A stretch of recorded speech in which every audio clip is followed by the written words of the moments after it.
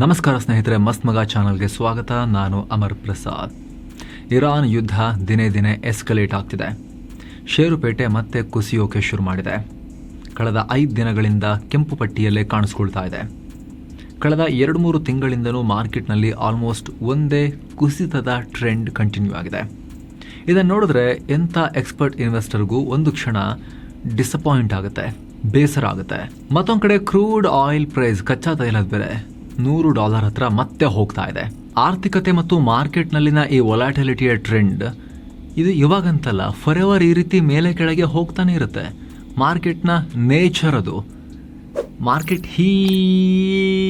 ಹಿಂಗೆ ಹೋಗಲ್ಲ. ಇದು ಮಾರ್ಕೆಟ್ ಹೋಗೋದೇ ಹೀಗೆ ಆಗ್ತಾನೆ ಹೋಗೋದು. ಲಾಂಗರ್ ಪೀರಿಯಡ್ನಲ್ಲಿ ಆರ್ಥಿಕತೆ ಬೆಳೆದಂಗೂ ಹೈಯರ್ ರಿಟರ್ನ್ಸ್ನ ಎಕ್ಸ್ಪೆಕ್ಟೇಷನ್ ಇರುತ್ತೆ. ಆದರೆ ವಿತ್ ವೊಲಾಟಿಲಿಟಿ, ವಿತ್ ಏರು ಹಾಗೂ ಇಳಿತ ಎರಡೂ ಕೂಡ. ಹೀಗಾಗಿ ಸ್ನೇಹಿತರೆ, ತುಂಬ ಜನ ಹೂಡಿಕೆದಾರರು ಏನು ಮಾಡ್ತಾರೆ ಅಂದರೆ, ಒಂದು ಕಡೆ ಡಿಪೆಂಡ್ ಆಗಿ BPL ಬರ್ಸ್ಕೊಳ್ಳೋದಿಲ್ಲ. ಅವರು ಡೈವರ್ಸಿಫೈ ಮಾಡ್ತಾರೆ. ಫಿಕ್ಸೆಡ್ ಇನ್ಕಮ್ ಇನ್ಸ್ಟ್ರೂಮೆಂಟ್ ಅಲೋಕೇಶನ್ ಕೂಡ ಇರುತ್ತೆ ಅವ್ರದ್ದು. ಸರ್ಟನ್ ಪರ್ಸೆಂಟೇಜ್, ಮಿನಿಮಮ್ 10%ಇಂದ ಕೆಲವರು 25%, ಕೆಲವರು 50-50 equity, 50 fixed income, 75 equity, 25 fixed income, at least 10% ಆದರೂ ಫಿಕ್ಸೆಡ್ ಇನ್ಕಮ್. ಈ ರೀತಿಯ ಅಸೆಟ್ ಅಲೋಕೇಶನ್ ಮಾಡಿರ್ತಾರೆ, ಡೈವರ್ಸಿಫಿಕೇಶನ್ ಮಾಡಿರ್ತಾರೆ. ಆ ರೀತಿ ಡೈವರ್ಸಿಫಿಕೇಶನ್ ಮಾಡೋ ಟೈಮ್ನಲ್ಲಿ ಫಿಕ್ಸೆಡ್ ಇನ್ಕಮ್ ಅಂತ ಬಂದಾಗ ಯಾವುದೆಲ್ಲ ಆಪ್ಷನ್ಸ್ ಇದೆ? ಬಾಂಡ್ಗಳು, ಡೆಟ್ ಮ್ಯೂಚುವಲ್ ಫಂಡ್ಗಳು, ಹಾಗೆ ಭಾರತದ ಬ್ಯಾಂಕ್ಗಳು ಆಫರ್ ಮಾಡೋ clean and pure fixed income ಇನ್ಸ್ಟ್ರೂಮೆಂಟ್ಗಳಾದ FDಗಳು, ಫಿಕ್ಸೆಡ್ ಡೆಪಾಸಿಟ್ಗಳು, ಈ ರೀತಿಯೆಲ್ಲ ಆಪ್ಷನ್ಸ್ ಇವೆ. ಇಲ್ಲಿ ತುಂಬ ಜನ FD ಯೂಸ್ ಮಾಡೋದು ಬಿಡಿ, ದುಡ್ಡನ್ನು ಸೇವಿಂಗ್ಸ್ ಅಕೌಂಟಲ್ಲಿ ಇಟ್ಟು ಕೊಳಿಸ್ತಾ ಇರ್ತಾರೆ. ಸ್ನೇಹಿತರೆ, ಸಿಂಪಲ್ ಲೆಕ್ಕ ಕೇಳಿ. ಇಲ್ಲಿ ಜೂನ್ ತಿಂಗಳ ರಿಪೋರ್ಟ್ ಪ್ರಕಾರ ನಮ್ಮ ದೇಶದಲ್ಲಿ ಇನ್ಫ್ಲೇಷನ್ 4.38%ಗೆ ರೀಚ್ ಆಗಿದೆ. ಸೇಮ್ ಟೈಮ್ ಆಹಾರ ವಸ್ತುಗಳ ಬೆಲೆ ಏರಿಕೆ 5.32%ಗೆ ತಲುಪಿದೆ. ಮಾರ್ಕೆಟ್ ರಿಸ್ಕ್ ಬೇಡ ಅಂತ ಹಣವನ್ನು ಸೇವಿಂಗ್ಸ್ ಅಕೌಂಟ್ನಲ್ಲೇ ಇಟ್ಟರೆ ಯಾರಾದರೂ ಕೂಡ, ಸೇವಿಂಗ್ಸ್ ಅಕೌಂಟಲ್ಲಿ ಬ್ಯಾಂಕ್ ಎಷ್ಟು ಬಡ್ಡಿ ಕೊಡುತ್ತೆ? 3 to 3.5%, ಮ್ಯಾಕ್ಸಿಮಮ್ 4% ಸೇವಿಂಗ್ಸ್ ಅಕೌಂಟಲ್ಲಿ, ಉಳಿತಾಯ ಖಾತೆಯಲ್ಲಿ. ಅಂದರೆ ನಿಮ್ಮ ರಿಯಲ್ ರೇಟ್ ಆಫ್ ರಿಟರ್ನ್ ಮೈನಸ್ನಲ್ಲಿರುತ್ತೆ. ಸೇವಿಂಗ್ಸ್ ಅಕೌಂಟ್ನಲ್ಲಿರೋ ಹಣದ ಮೌಲ್ಯ ದಿನೇ ದಿನೇ ಕರಗ್ತಾ ಇರುತ್ತೆ. ಆದರೆ ಸ್ನೇಹಿತರೆ, ಅದೇ ಬ್ಯಾಂಕ್ಗಳು, ಭಾರತದ RBI ಕೆಳಗೆ ಕೆಲಸ ಮಾಡೋ ಬ್ಯಾಂಕ್ ಮತ್ತು ಸ್ಮಾಲ್ ಫಿನಾನ್ಸ್ ಬ್ಯಾಂಕ್ಗಳು FDಗೆ 8.5% ಬಡ್ಡಿ ಕೊಡ್ತಾ ಇದ್ದಾವೆ.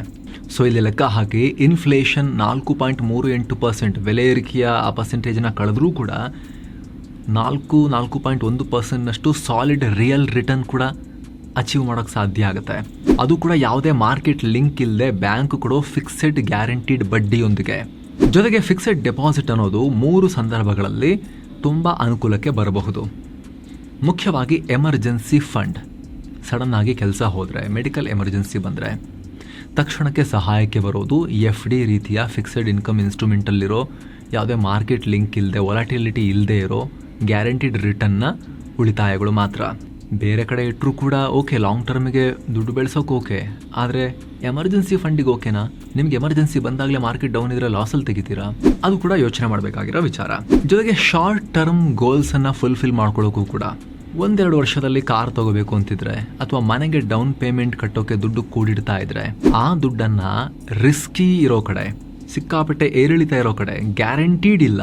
ಕಂಪನಿ ಚೆನ್ನಾಗಿ ಪರ್ಫಾರ್ಮ್ ಆದರೆ ಬಂತು, ಎಕಾನಮಿ ಚೆನ್ನಾಗಿ ಪರ್ಫಾರ್ಮ್ ಆದರೆ ಬಂತು. ಆದರೆ ಯುದ್ಧ ಆದರೆ, ಕಂಪನಿಲಿ ಏನಾದರೂ ಫ್ರಾಡ್ ಆದರೆ ಶೇರ್ ಬೀಳ್ಬೋದು, ಅಥವಾ ಮ್ಯೂಚುವಲ್ ಫಂಡ್ ಬೀಳ್ಬೋದು, ಇಡೀ ಮಾರ್ಕೆಟೇ ಬೀಳ್ಬೋದು, ಕೋವಿಡ್ ಬಂದರೆ ಬೀಳ್ಬೋದು.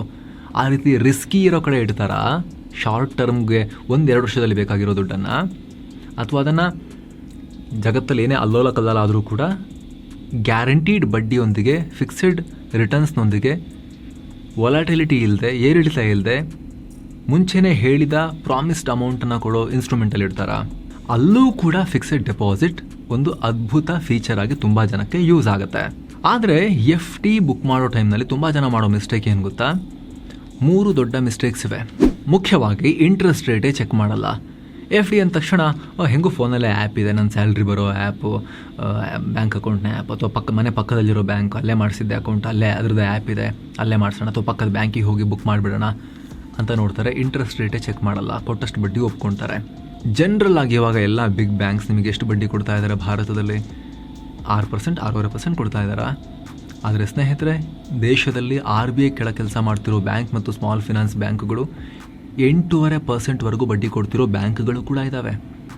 ಆ 2-3% ವ್ಯತ್ಯಾಸ ಇದೆಯಲ್ಲ, ಲೆಕ್ಕ ಹಾಕಿ ನೋಡೋದಾಗ ಗೊತ್ತಾಗುತ್ತೆ ಟೋಟಲ್ ರಿಟರ್ನ್ಸ್ನಲ್ಲಿ 30% ಲಾಸ್ ಆಗಿರುತ್ತೆ ಅಂತ. ಎರಡನೇ ಮಿಸ್ಟೇಕ್ ಏನು ಗೊತ್ತಾ? Wrong tenure. ಯಾವುದೇ ಪ್ಲಾನಿಂಗ್ ಇಲ್ಲದೆ 4-5 ವರ್ಷಕ್ಕೆ FD ಲಾಕ್ ಮಾಡಿಬಿಡ್ತೀನಿ ಅಂತ ಮಾಡಿಬಿಡೋದು. ಆದರೆ 1 ವರ್ಷದ ನಂತರ ದುಡ್ಡು ಬೇಕಾದರೆ, 2 ವರ್ಷದ ನಂತರ ಸ್ವಲ್ಪ ದುಡ್ಡು ಬೇಕಾದರೆ ಇಡೀ FDಯನ್ನು ಬ್ರೇಕ್ ಮಾಡಬೇಕಾಗತ್ತಲ್ವಾ? ಆ ಮಿಸ್ಟೇಕ್ ಮಾಡದೆ ನಿಮ್ಮ ಗೋಲ್ ಎಷ್ಟಿದೆಯೋ ಅಷ್ಟೇ ಅವಧಿಗೆ FDಯನ್ನು ಚೂಸ್ ಮಾಡ್ಕೋಬೋದು.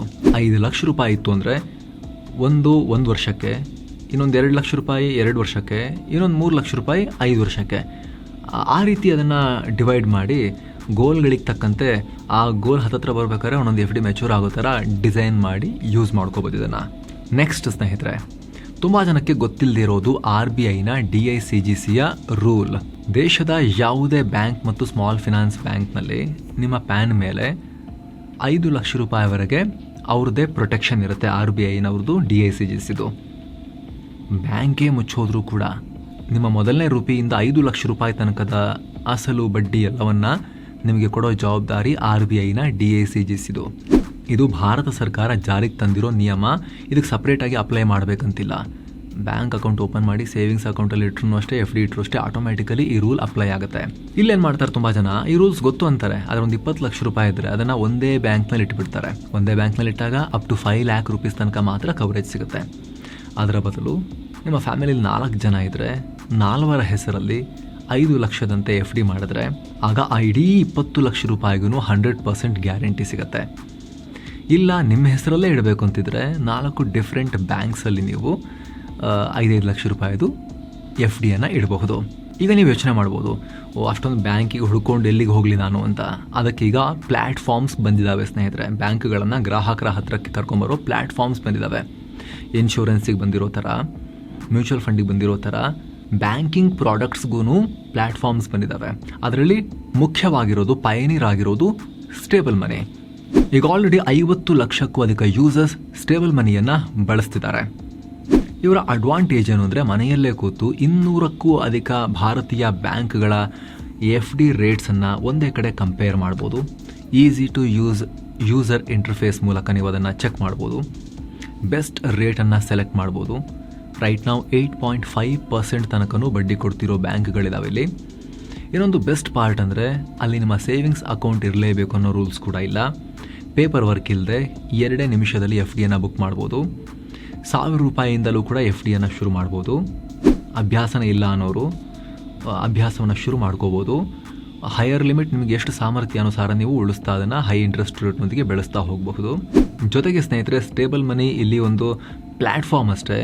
ನಿಮ್ಮ FDಯನ್ನು ಮಾಡಿಸ್ಕೊಳ್ಳೋದು, ನಿಮ್ಮ KYC ಮಾಡೋದು, ನಿಮಗೆ ಕನ್ಫರ್ಮೇಷನ್ ಕೊಡೋದು ಎಲ್ಲವೂ ಕೂಡ ನೀವು ಯಾವ ಬ್ಯಾಂಕ್ ಚೂಸ್ ಮಾಡ್ತೀರೋ ಆ ಬ್ಯಾಂಕ್ನವರು. ವಿಡಿಯೋ ಕೆಳಗಡೆ ಡಿಸ್ಕ್ರಿಪ್ಷನ್ ಮತ್ತು ಪಿನ್ ಮಾಡಿರೋ ಕಾಮೆಂಟ್ನಲ್ಲಿ ಅವರ ಲಿಂಕ್ ಇದೆ. ಅದನ್ನು ಓಪನ್ ಮಾಡಿ ನೀವು ಫ್ರೀಯಾಗಿ ಆ್ಯಪನ್ನು ಇನ್ಸ್ಟಾಲ್ ಮಾಡಿಕೊಂಡು ಚೆಕ್ ಮಾಡ್ಬೋದು. ಗಮನಿಸಿ, RBIನ ಅಪ್ ಟು 5 ಲ್ಯಾಕ್ ರೂಪೀಸ್ ತನಕದ ಈ ಪ್ರೊಟೆಕ್ಷನ್ ಏನಿದೆ ಅದು ಎಲ್ಲ ಭಾರತದ ಬ್ಯಾಂಕ್ ಮತ್ತು ಸ್ಮಾಲ್ ಫಿನಾನ್ಸ್ ಬ್ಯಾಂಕ್ಗೆ ಅನ್ವಯ ಆಗುತ್ತೆ ಅಂತ ಹೇಳಿದ್ವಲ್ಲ. ಸೊ ಸ್ಟೇಬಲ್ ಮನಿ ಲಿಸ್ಟ್ ಆಗಿರೋ ಬ್ಯಾಂಕ್ಗಳಿಗೂ ಅನ್ವಯ ಆಗುತ್ತೆ. ಸೊ ನಿಮಗೂ ಆಸಕ್ತಿ ಇದ್ದರೆ ಮಿಸ್ ಇಲ್ಲದೆ ವಿಡಿಯೋ ಕೆಳಗಡೆ ಡಿಸ್ಕ್ರಿಪ್ಷನ್ ಮತ್ತು ಪಿನ್ ಮಾಡಿರೋ ಕಾಮೆಂಟನ್ನು ಚೆಕ್ ಮಾಡೋ ಮೂಲಕ ರೈಟ್ ನಾವು 8.5% ತನಕ ಬಡ್ಡಿ ಕೊಡ್ತಿರೋ ಬ್ಯಾಂಕ್ಗಳು ಕೂಡ ಭಾರತದಲ್ಲಿದ್ದಾವೆ. ಚೆಕ್ ಮಾಡ್ಬೋದು, ನಿಮ್ಮ ಆಯ್ಕೆ ನೀವು ಮಾಡ್ಕೋಬೋದು. ಈಗ ಕಂಟಿನ್ಯೂ ಮಾಡೋಣ. ಈ FDಯನ್ನೇ ಅಪಾರ್ಚುನಿಟಿ ಫಂಡ್ ಆಗಿ ಯಾವ ರೀತಿ ಬಳಸ್ಬೋದು ಅಂತ ನಾವು ನೋಡ್ತಾ ಹೋಗೋಣ.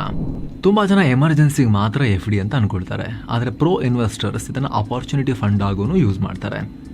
ಈಗ ಮಾರ್ಕೆಟ್ ಸಡನ್ನಾಗಿ ಕುಸಿತು ಅಂತ ಅಂದ್ಕೊಳ್ಳಿ, ಒಳ್ಳೆ ಕಂಪನಿಗಳ ಶೇರುಗಳು, ಒಳ್ಳೆ ಮ್ಯೂಚುವಲ್ ಫಂಡ್ಗಳು ಕಮ್ಮಿ ಪ್ರೈಸ್ಗೆ ಸಿಗ್ತಾ ಇದ್ದಾವೆ ಅಂತ ಇಟ್ಕೊಳ್ಳಿ.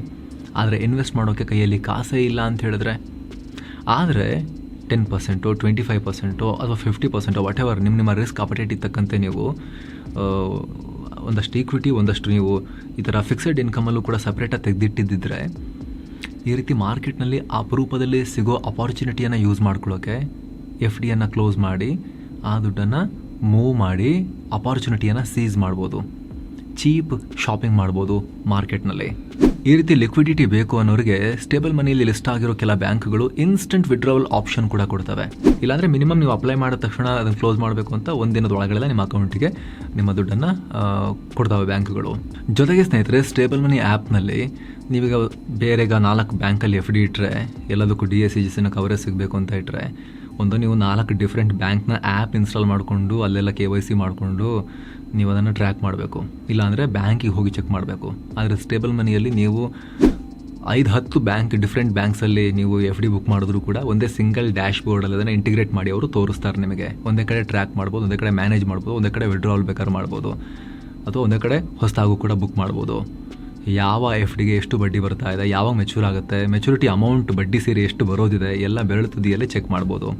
ಸೊ ಸ್ನೇಹಿತರೆ, ಆಸಕ್ತರು ವಿಡಿಯೋ ಕೆಳಗಡೆ ಡಿಸ್ಕ್ರಿಪ್ಷನ್ ಮತ್ತು ಪಿನ್ ಮಾಡಿರೋ ಕಾಮೆಂಟ್ ಮೂಲಕ ಸ್ಟೇಬಲ್ ಮನಿ ಆ್ಯಪನ್ನು ಮಿಸ್ ಇಲ್ಲದೆ ಡೌನ್ಲೋಡ್ ಮಾಡಿ, ಫ್ರೀಯಾಗಿ ಡೌನ್ಲೋಡ್ ಮಾಡಿ ಚೆಕ್ ಮಾಡ್ಬೋದು. ಆಗಲೇ ಹೇಳಿದ್ವಿ, ಹೈಯೆಸ್ಟ್ ಇಂಟ್ರೆಸ್ಟ್ ರೇಟ್ ಈಗ 8.5% ತನಕನೂ ಇದೆ. 2-3% ಡಿಫ್ರೆನ್ಸ್ ಎಷ್ಟು ದೊಡ್ಡ ಪರಿಣಾಮ ಬೀರುತ್ತೆ ಅನ್ನೋದನ್ನು ನೀವೆಲ್ಲ ಕ್ಯಾಲ್ಕುಲೇಟ್ ಮಾಡಿ ಕೂಡ ನೋಡ್ಬೋದು. ಆಸಕ್ತರು ಮಿಸ್ ಇಲ್ಲದೆ ಚೆಕ್ ಮಾಡಿ. ಮತ್ತೆ ಭೇಟಿ ಆಗ್ತಿರೋಣ. ನಮಸ್ಕಾರ.